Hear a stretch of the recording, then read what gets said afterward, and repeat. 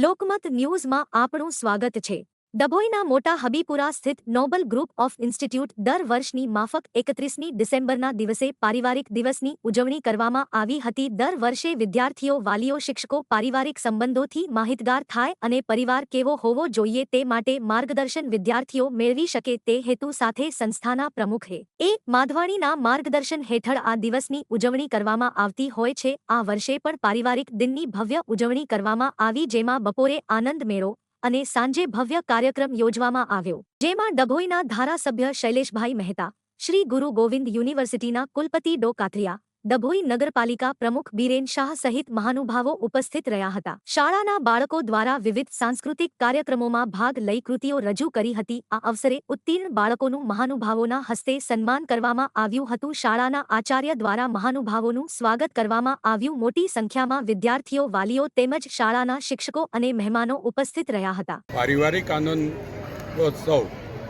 કાર્યક્રમ 31 ડિસેમ્બરને જ્યારે શાળાઓ એન્યુઅલ ડે કહેતી હોય, વાર્ષિકોત્સવ ઉજવતી હોય, ત્યારે આને એક સુંદર નામ પારિવારિક આનંદોત્સવનું આપીને જે કાર્યક્રમ કરવામાં આવે છે, ખરેખર નોબેલ ઇન્સ્ટિટ્યૂટના માધવાણી સાહેબને અભિનંદન આપું છું।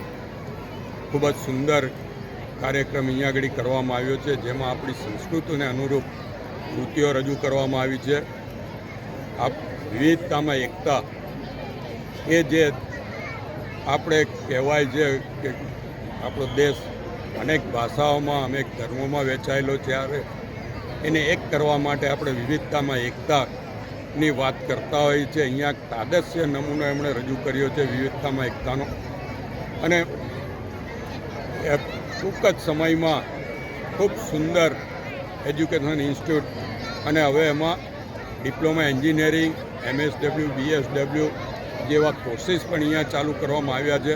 ત્યારે એમને ખાસ અભિનંદન એટલા માટે કે ડભોઈ અને ડભોઈ તાલુકામાં એજ્યુકેશન માટે લોકોએ છેક વડોદરા શહેર સુધી જવું પડતું હતું, ત્યારે એમને આ જે વેક્યુમ હતું એ વેક્યુમ પૂરવાનું કામ કર્યું અને ટૂંકા ગાળામાં સંસ્થાએ ડભોઈ નગર અને ડભોઈ તાલુકામાં એક આગવું સ્થાન ઊભું કર્યું છે।